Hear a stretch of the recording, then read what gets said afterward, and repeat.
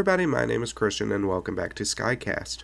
Today we're going to be checking out some tornado paths on Google Earth to kind of show the destruction that they caused, to kind of shed light on how dangerous tornadoes can be.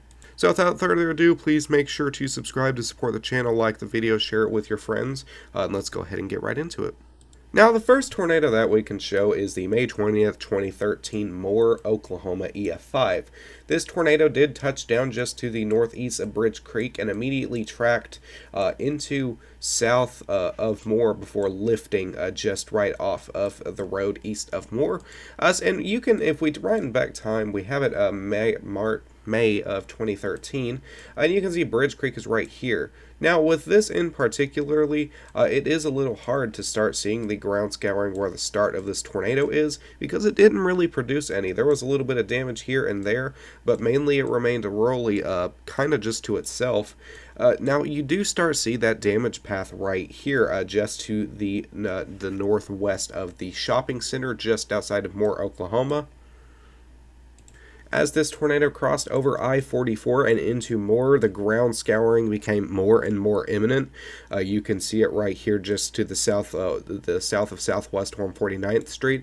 Eventually, this did move into more populated Moore, Oklahoma, took out Westmore, moved into the Little River Park area. And eventually just continued to move through I-35, crossed I-35, and just continued to move off to the east, leaving a big trail of destruction.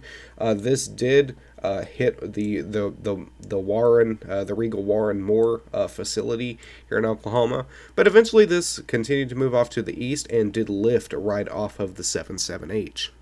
And if we zoom into it, you can see a lot of the destruction, and you can see there's multiple areas on why this was rated high-end EF4 to low-end EF5.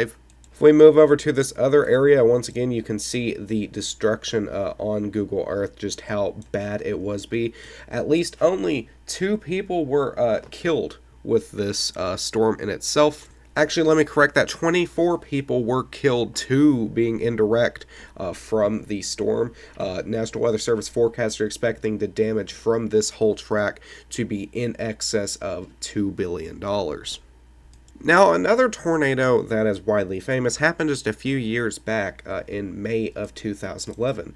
The Joplin tornado, eventually it touched down, eventually moved into downtown Joplin and Desquezine before moving back down to the southeast and eventually lifting. The path was for the most part, about 6 miles long. At one point, the tornado was almost a mile wide. So let's go ahead and look at this. Now, the Joplin tornado touched down back here towards Schermerhorn Park, eventually moved to the northeast, tracked directly into southern Joplin.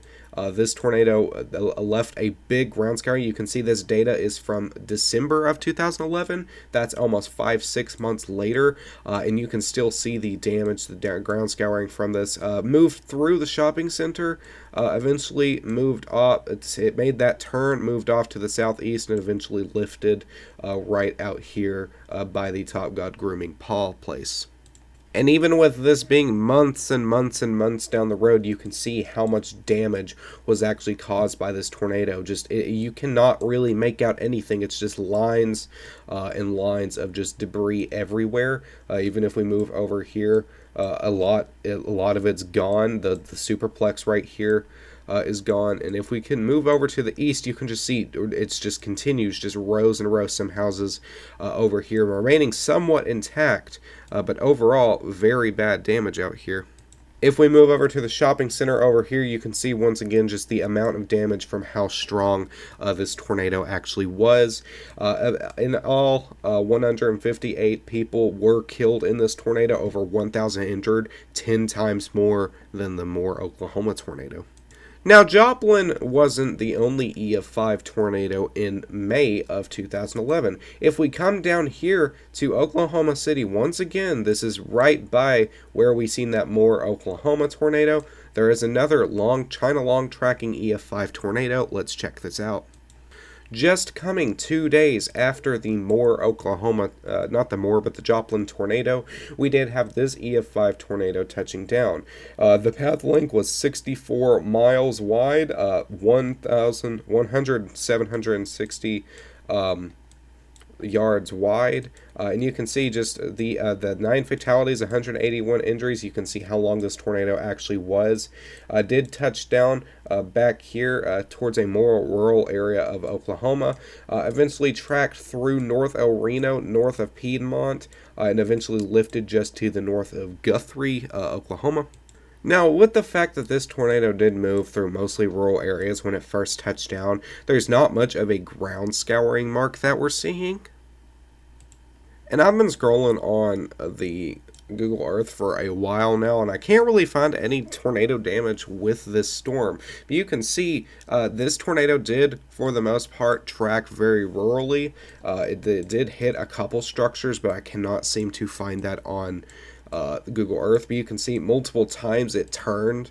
I think Tornado Archive even picked up a little bit of vertice from this, but you can see it just continues to move up. Once again, a path of almost 63, 64 miles just north of Navina, Oklahoma. Eventually did kind of died down and just lifted just to the northeast of Guthrie. Thankfully, for the most part, this tornado did stay mainly rural, but sadly 9 people were killed, almost 180 were injured. Now, there are a few more tornadoes that I do want to talk about, most of them being all in this one singular outbreak. You may have heard, this is the tornado outbreak of April 27, 2011. This produced 4 EF5 tornadoes, numerous EF4s, EF3s, EF2s. This was a significant outbreak that was a high risk of severe weather. Sadly, though, there was 316 fatalities, almost 3,000 people injured. This did produce about 173 tornadoes, and a lot of them being that significant tornado threat. One tornado that I do want to dive into, though, is the Rainsville tornado, the EF5 that moved through this area. Me, personally, I do think a lot of people sleep on this tornado.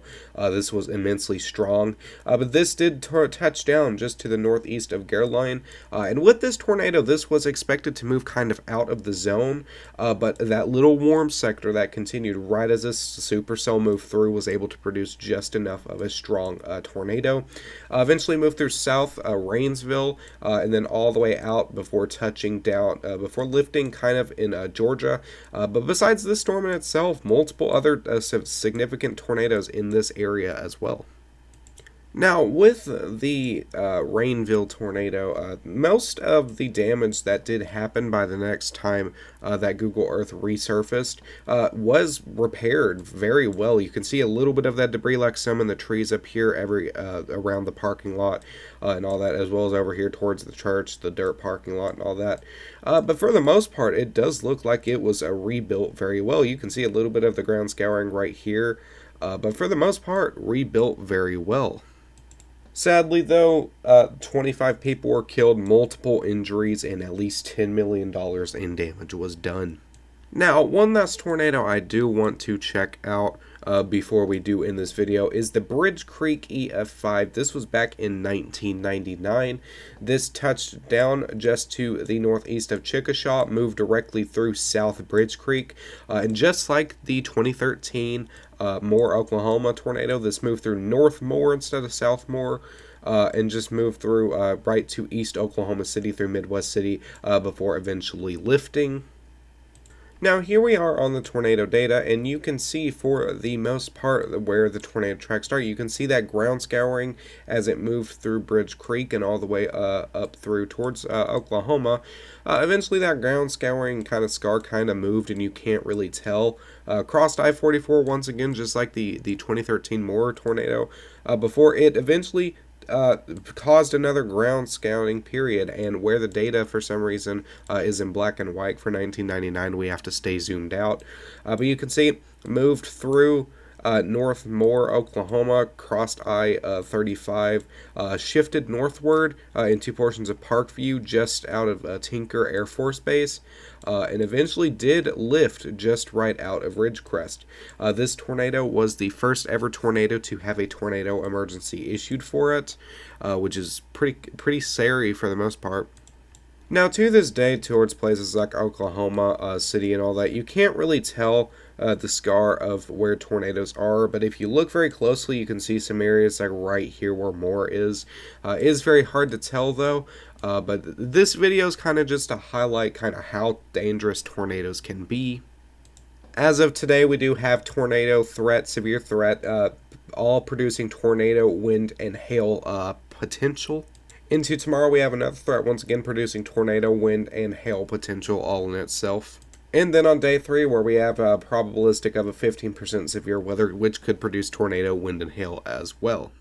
So this video, once again, kind of to highlight the danger of tornadoes. You don't need to be scared of them. Personally, when doing kind of a job like this with the weather and all that, we like them. They're very cool, but it is sad to see the loss of life and stuff with them.